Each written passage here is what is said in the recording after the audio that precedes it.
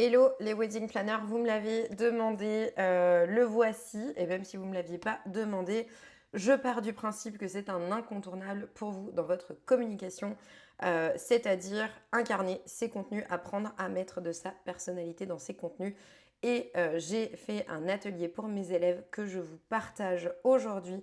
Donc prenez un cahier, un stylo, votre ordi, peu importe. Et prenez des notes parce que ça peut être vraiment déclencheur pour vous pour enfin parler dans vos contenus comme si vous parliez normalement en fait, en étant naturel, en étant vous-même et en exprimant qui vous êtes. Vous aurez aussi un exercice qui va vous aider qui est en téléchargement dans la description de cette vidéo. C'est parti, je me décale, hop, voilà. Donc, incarner ses contenus. Qu'est-ce que ça veut dire et pourquoi c'est important? Donc, incarner, ça va être le fait de mettre de toi, de ta personnalité dans tes contenus pour que tes contenus te représentent, pour qu'ils reflètent ta personnalité et aussi pour qu'il y ait un effet reconnaissance immédiate de la part de ton audience pour que les gens qui te suivent captent dès la première seconde qu'il s'agit bien de toi. Pourquoi c'est important? Parce que un contenu qui est fade, qui ressemble à tous les autres, il va complètement passer à la trappe, alors qu'un contenu qui te ressemble, au contraire, il va affirmer qui tu es, il va attirer comme des aimants les mariés qui te correspondent, et le but c'est ça, c'est d'attirer des gens avec qui ça va matcher, qui vont vibrer avec toi, et rejeter ceux à qui ça ne parle pas. Voilà pour la petite introduction. Maintenant, on va parler des éléments qui sont indispensables pour que tu puisses mettre de ta personnalité, de toi dans tes contenus. Donc, je vais te donner des explications, mais tu peux aller, hop, récupérer cet exercice que tu vois ici, qui est en téléchargement dans la description de cette vidéo. Donc, les éléments indispensables, c'est parti. D'abord, on va avoir tes fondations narratives.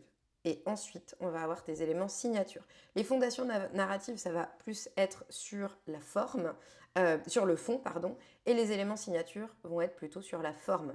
Donc, sur le fond, on a les fondations narratives qui commencent avec la proposition unique.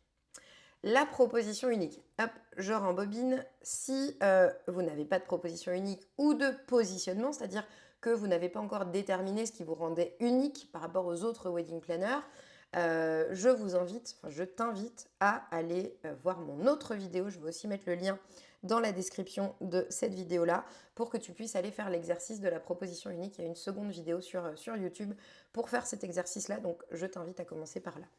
Ta proposition unique. Tu vas la retrouver dans ta bio Instagram. Tu vas la retrouver aussi dans un de tes posts épinglés. C'est important de faire un post épinglé qui va reprendre en fait qui tu es en tant que wedding planner, quelles sont tes valeurs et quelle est ta manière de travailler.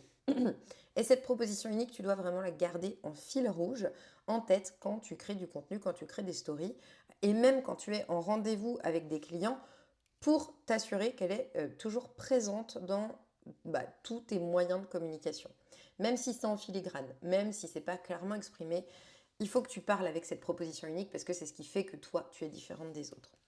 Donc, j'ai 3 exemples de propositions uniques, enfin 2 propositions uniques et un positionnement.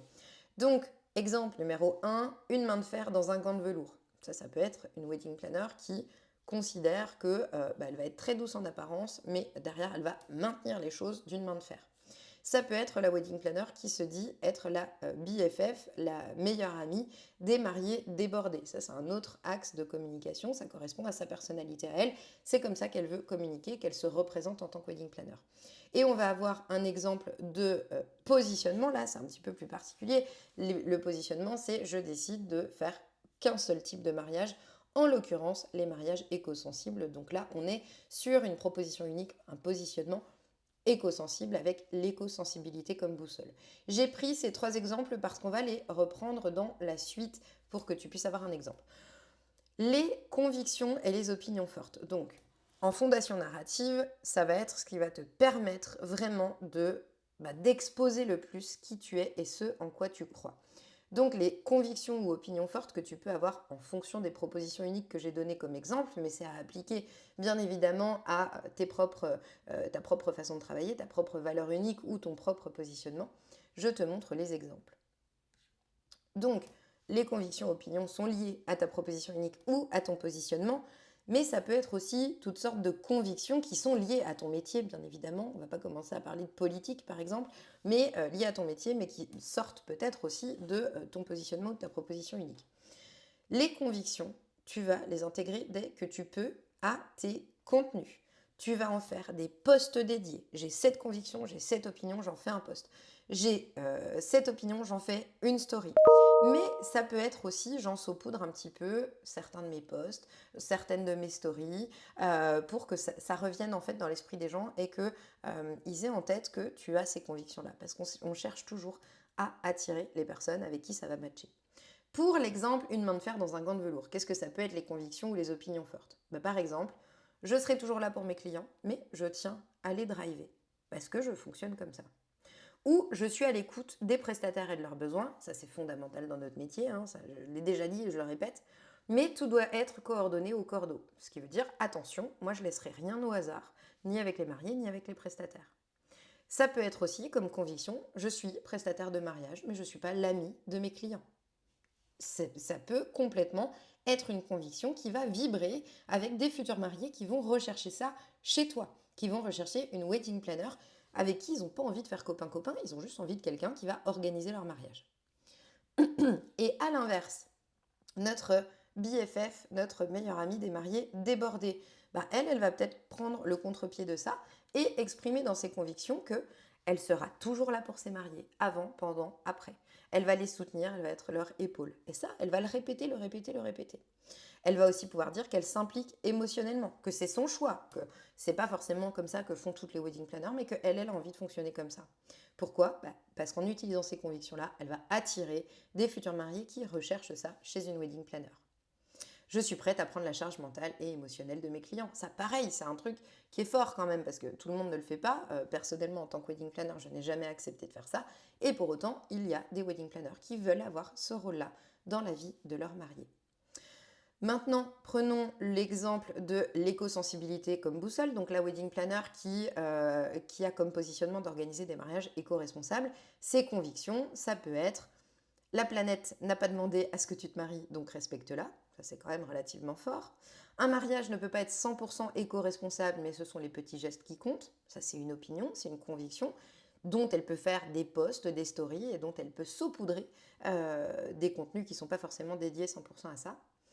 Troisième opinion ou conviction, nous n'avons plus d'autre choix que d'être tous éco-responsables. Ça fait partie un petit peu de la pédagogie qu'on veut mettre en place sur son compte Instagram vis-à-vis de ses propres convictions et vis-à-vis du type de mariage qu'on organise. Voilà donc pour les convictions, les opinions. C'est important que tu identifies, prends bien la fiche d'exercice, va la télécharger, c'est hyper important que tu identifies tes convictions, tes opinions, pour que tu puisses les refléter dans ta communication, pour que, bon sang, tu arrêtes de raconter la même chose que toutes les autres, qu'on organise des mariages authentiques et à votre image. Ça, typiquement, ça fait partie des choses que je raconte tout le temps et qui tiltent chez mes clientes. Donc, c'est important de répéter encore et encore nos convictions, nos opinions. Maintenant, ta personnalité. Comment est-ce que tu vas l'intégrer dans tes contenus? Donc, ta personnalité, elle va ressortir dans l'exercice de la proposition unique. Donc, il faut que tu reprennes, tu dois absolument reprendre tes traits de personnalité, ceux que tu as identifiés dans cet exercice-là, pour les faire passer dans ta communication. Tous les traits de personnalité ne sont pas utiles, donc choisis ceux qui vont servir, en fait ton message, ceux qui vont résonner avec qui tu es dans le travail, bien évidemment. Si tu es bordélique et que tu ranges pas tes vêtements dans ta chambre, typiquement ça, on va pas venir le prendre en trait de personnalité. Mais même certains traits de personnalité qui peuvent être positifs, on va pas forcément les intégrer si ça ne fait pas sens dans la communication. Donc tu vas aller identifier 1, 2, max 3 traits de personnalité qui vont vraiment être représentatifs de qui tu es et tu vas les utiliser dans ta communication. Comment on fait ça?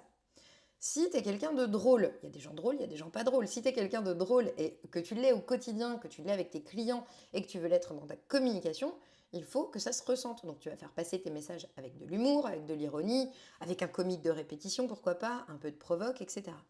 Si tu es plutôt direct, tu vas utiliser des expressions comme je vais pas passer par quatre chemins, je rentre dans le vif du sujet. Il faut que ça se ressente en fait, le fait que tu es direct dans ta communication.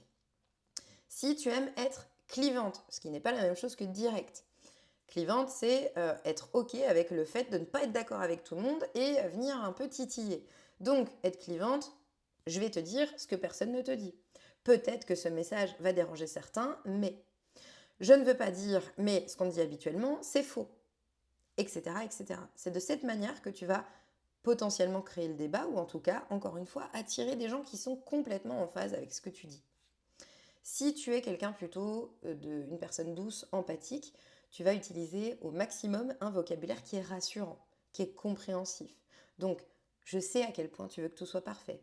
Respire, ma chère future mariée, on va y aller étape par étape. Je suis là pour t'aider.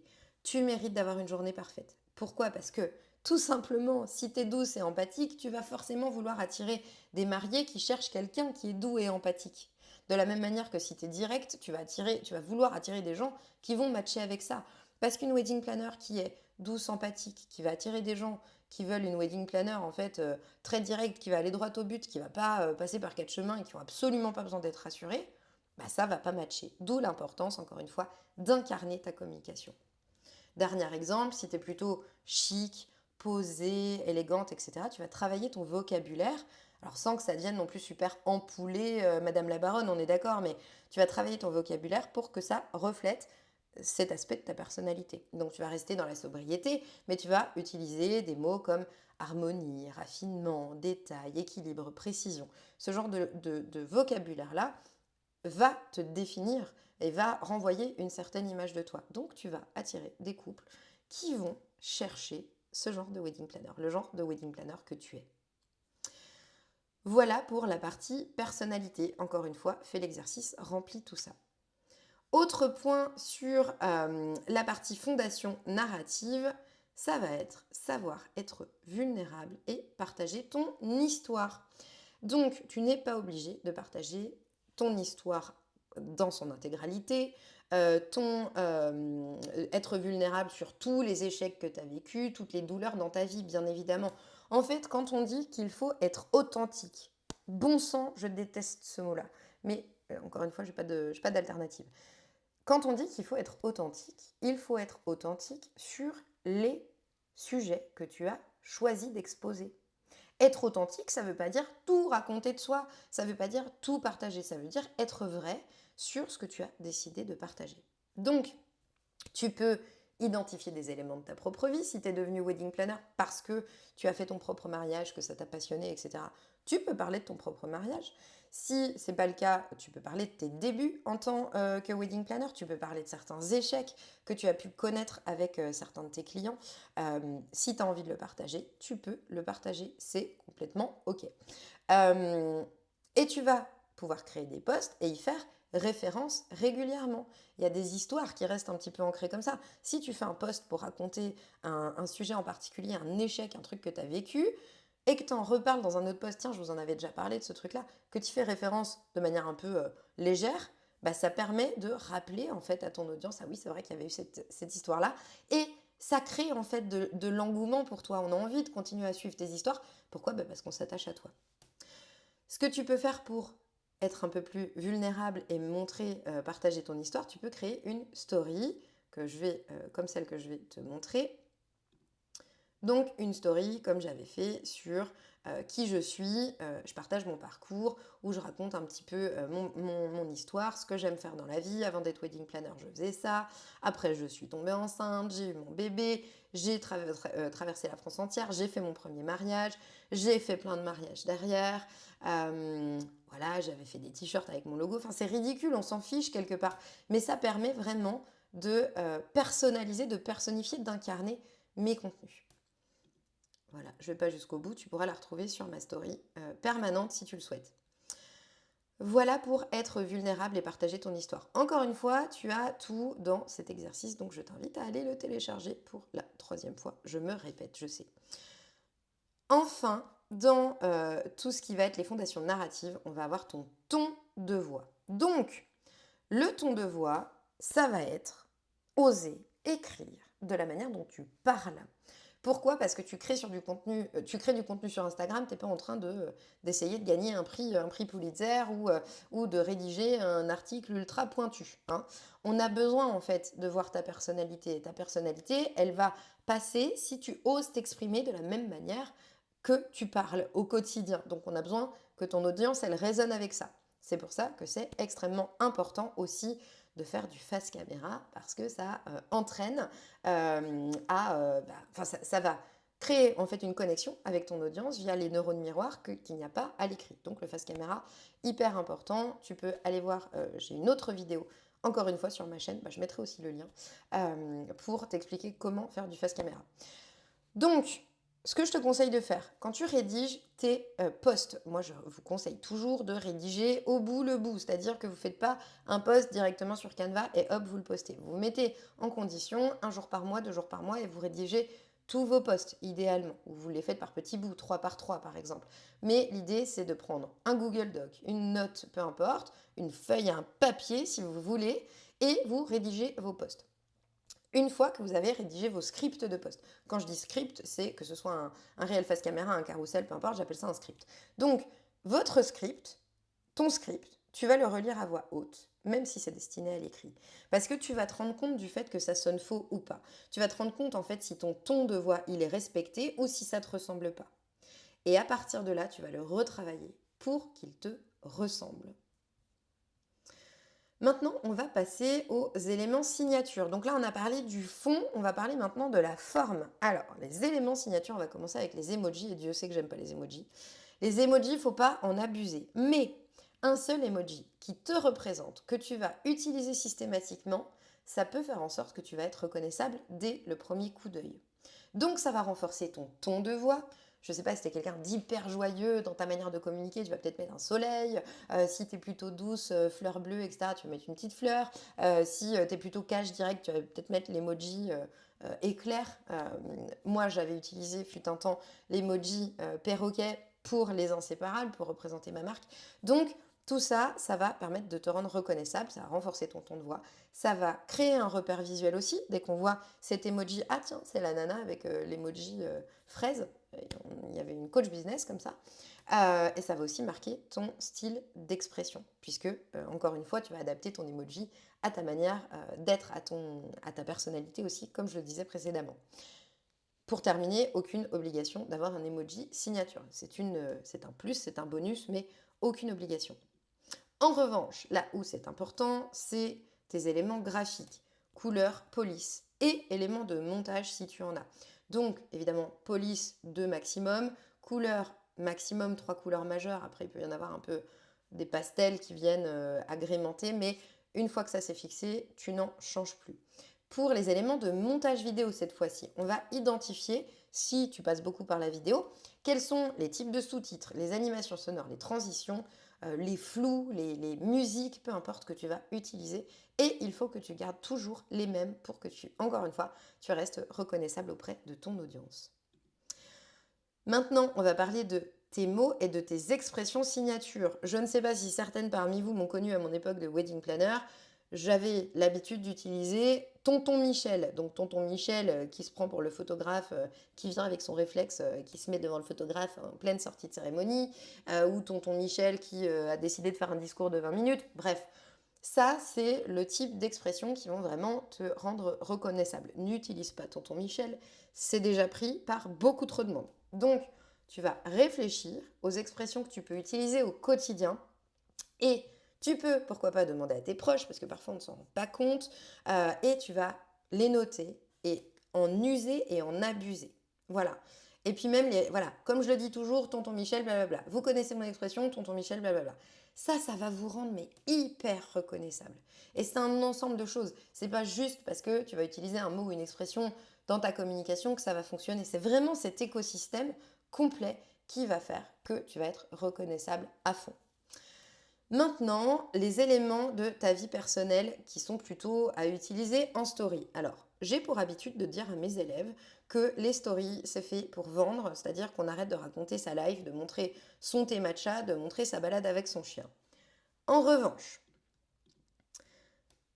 Donc, ce que je disais, montrer une fois la balade avec son chien, dire que tu vas dîner chez ta belle-sœur, ça n'a rien à voir avec les sujets mariage, ça ne te permet pas de vendre, ça ne te permet pas d'atteindre tes objectifs. Donc, ça n'a pas vraiment d'intérêt d'en parler. Maintenant, si c'est des éléments qui sont récurrents dans ton quotidien, si ce sont des éléments qui peuvent te rendre mémorable, reconnaissable auprès de ton audience, alors on rentre dans une logique d'éléments signature. Et là, on peut venir en saupoudrer les stories. Encore une fois, ce n'est pas à utiliser de manière systématique, ça doit être ponctuel. Personnellement, je communique beaucoup quand je suis en vacances, parce que je sais que ça donne un petit côté un peu lifestyle et que ça permet aussi de montrer ce que je fais pendant mes vacances. Ça peut créer du lien avec vous, avec mon audience, ou je le fais aussi parfois quand il se passe des choses avec mon fils, sans jamais le montrer, bien évidemment. Mais voilà, je sais que ça peut parler aux mamans qui sont dans mon audience. Donc, si tous les mercredis, c'est activité manuelle avec tes enfants, tu peux en parler parce que ça va te rendre plus humaine, ça va montrer aussi que tu es une maman. Encore une fois, ça va faire s'identifier les mamans qui vont regarder tes stories. Mais il faut que ce soit vraiment du récurrent, à chaque fois. Si tous les jours tu balades ton chien ou tous les dimanches tu fais ta balade en forêt avec ton chien, parce que tous les jours ça risque d'être un peu redondant, ça peut devenir un moment récurrent. Et surtout, les animaux, on s'attache très très très très vite aux animaux. Donc si tu montres ton chien de temps en temps et que tu dis allez là c'est la petite balade, là on va faire ci, là on va faire le toilettage, pas tout le temps, par pitié, une fois de temps en temps. Ça doit être ponctuel, ça ne doit pas être la majorité de vos stories. Mais si de temps en temps tu fais ça, ça va permettre aux gens de s'attacher, ça va créer en fait une émotion chez ton audience et ça va lui permettre de s'identifier à toi encore une fois. Si tous les vendredis c'est dîner chez ta belle-sœur, bon, je suis pas sûre que ce soit passionnant, mais encore une fois, c'est un moment récurrent, donc pourquoi pas? Dernière fois que je le répète, ça doit être ponctuel et la majorité de tes stories, elles doivent mettre en avant ton travail, ta vision et surtout garder l'objectif. Les stories, c'est fait pour vendre, c'est l'intérieur de votre boutique. Voilà pour les éléments plutôt signature, donc sur la forme, bien que les éléments de la vie personnelle, ça reste aussi, ça peut aussi être mis dans le fond. Donc, j'espère que tu as bien rempli la petite fiche d'exercice et qu'à partir de maintenant, tu vas pouvoir intégrer tout ça dans tes contenus. Ce que je veux ajouter et qui n'est pas important, qui est très très important parce que si je te donne une super méthode, je peux te donner la meilleure méthode du monde, mais que toi tu n'oses pas passer à l'action, bah, ça sert à rien, tout ce que je t'ai dit jusqu'à présent. Donc on va essayer de se conditionner pour que tu sois enfin toi-même dans tes contenus et surtout pour que tu passes outre ce mindset de on va me juger. Qu'est-ce qui va m'arriver si j'ose être trop moi-même dans mes contenus? Donc, 3 points. La communication parfaite n'existe pas. On va ensuite te ramener à ton pourquoi et on va normaliser le regard des autres. C'est parti, la communication parfaite n'existe pas. Pourquoi? Parce que c'est dans tes imperfections, c'est dans toi qui tu es, dans tes défauts presque, que ton humanité se trouve. Et ton humanité, c'est ta propre perfection. Ton imperfection, c'est ta propre perfection. Je vais vraiment me transformer en coach mindset, ce qui n'est pas mon rôle. Mais quand même, tu es parfaite telle que tu es, ok? Et tu as le devoir, au-delà de ça, au-delà du fait de t'assumer tel que tu es, tu as le devoir en tant qu'entrepreneur de montrer qui tu es. Pourquoi? Parce que c'est ça qui va te permettre d'attirer tes clients. On va prendre 2 posts, version basique et version avec de la personnalité. Post 1, voilà pourquoi c'est important de faire appel à une wedding planner. Post 2, ton mariage pourrait être ruiné à cause de ça. Bon. Post 1, deuxième exemple, je donne des super conseils pour être zen pour ton mariage. Abonne-toi. Post 2, le problème, c'est pas ton organisation, c'est la pression que tu te mets pour ton mariage. On est quand même d'accord que sur ces 2 versions à chaque fois, il y en a une qui vous donne plus envie de lire le reste du post que l'autre. C'est celle qui va susciter de l'émotion. Comment ça, mon mariage, il pourrait être ruiné à cause de quoi? À cause de quoi? À cause de... Je veux lire, en fait. Je veux savoir ce qui risque de se passer. Ou pourquoi? C'est une question de pression. Comment ça, je me mets la pression? Comment ça, le problème, c'est pas mon organisation? Ça fait des mois que je suis noyée dans mon organisation de mariage. Le problème vient pas de mon organisation. Qu'est-ce que c'est que cette histoire? J'ai envie de lire la suite. Alors que, voilà pourquoi c'est important de faire appel à une wedding planner. Ils l'ont déjà lu, mais certainement une vingtaine de fois. Et je donne des super conseils pour être zen pour ton mariage, là aussi, ils l'ont certainement déjà lu une vingtaine de fois. Donc, c'est important de travailler ses accroches, ça, je vous l'ai déjà dit, vous le savez, et c'est important de mettre de la personnalité dans la suite de tes contenus. Donc, ce que je veux te rappeler, c'est que si tu as peur de déranger ou d'exprimer trop ta personnalité, rappelle-toi d'une chose, c'est que le contenu fade, donc pourquoi c'est important de faire appel à une wedding planner? Je donne des super conseils pour être zen pour ton mariage, c'est du contenu fade. Et le contenu fade, il va pas déranger les gens, évidemment, puisque c'est fade, ils vont tomber dessus, ils vont scroller. Voilà, ça va déranger personne. Par contre, ça va toucher personne non plus. Et il est là l'enjeu. Il est que tes contenus ne doivent pas laisser les gens indifférents. Toi, dans la vie, tu laisses pas les gens indifférents, tu vas discuter avec eux, ils vont tout de suite capter quelle est ta personnalité, après ils vont décider s'ils veulent être amis avec toi ou pas. On est d'accord? Bah là, c'est la même chose. On ne veut pas laisser les gens indifférents. Le but, c'est de justement toucher les gens, de provoquer une émotion, une réaction, un intérêt. Et donc plus précisément d'aller toucher les futurs mariés qui vont vibrer avec toi, qui vont être intéressés par ce que tu proposes et qui vont se dire purée, c'est cette nana-là qu'il nous faut, quoi. Maintenant, on va te ramener à ton pourquoi. Donc, t'exposer, oser montrer qui tu es, c'est pas te faire mousser.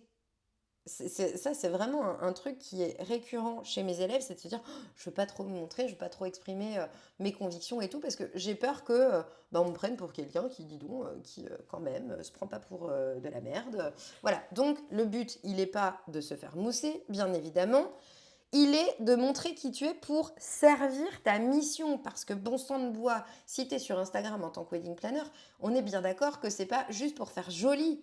C'est pour montrer qui tu es et pour aller chercher des clients. Je fais une pause juste pour que... On est d'accord, intègre ça. Tu es sur Instagram pour aller chercher des clients. Ok?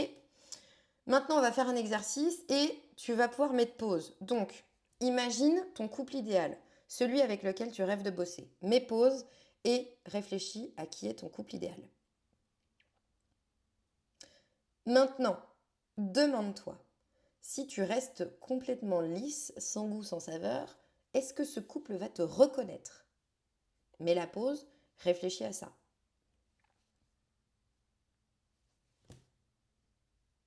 Je ne sais pas si tu y as réfléchi, mais là, normalement, ta réponse, c'est effectivement, il va falloir que je commence à me montrer.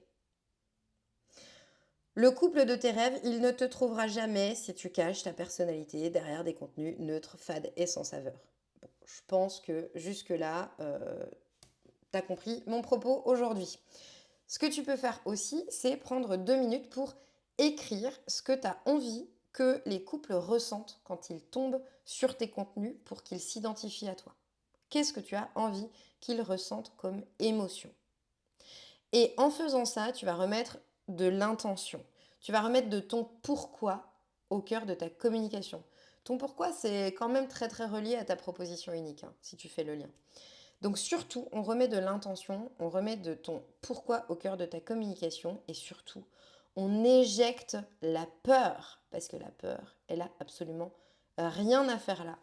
Et on va en parler tout de suite dans le fait de normaliser le regard des autres. Donc, le regard des autres, si tu as décidé d'utiliser Instagram, clairement, tu sais que tu t'exposes un minimum. Le jugement des gens sur Instagram, il est inévitable. C'est-à-dire qu'il y a forcément des gens qui vont tomber sur tes posts et qui vont pas forcément adhérer. Et justement, ces gens-là, on veut les repousser. Pourquoi? Parce qu'en les repoussant, on attire ceux qui vibrent avec nous, encore une fois, comme des aimants. Donc le jugement est parfois inévitable, mais il n'est pas dangereux. Donc la peur du regard des autres. Elle vient d'où? La peur du regard des autres, c'est la peur du rejet, tout simplement. Et la peur du rejet, elle vient de nos origines d'hommes des cavernes. Pourquoi? Parce que si on était rejeté du groupe, quand on vivait dans les cavernes et qu'on se faisait mettre dehors, qu'on n'avait plus de feu, qu'on n'avait plus rien pour nous protéger et qu'on était tout seul, on risquait de se faire bouffer par un tigre aux dents de sabre. Donc, on est d'accord qu'il n'y a plus de tigres aux dents de sabre. On est d'accord qu'aujourd'hui, on n'a plus besoin du groupe au sens conceptuel du terme pour vivre. Ok? Donc, il n'y a pas de danger à être rejeté du groupe si on pousse la réflexion aussi loin que ça.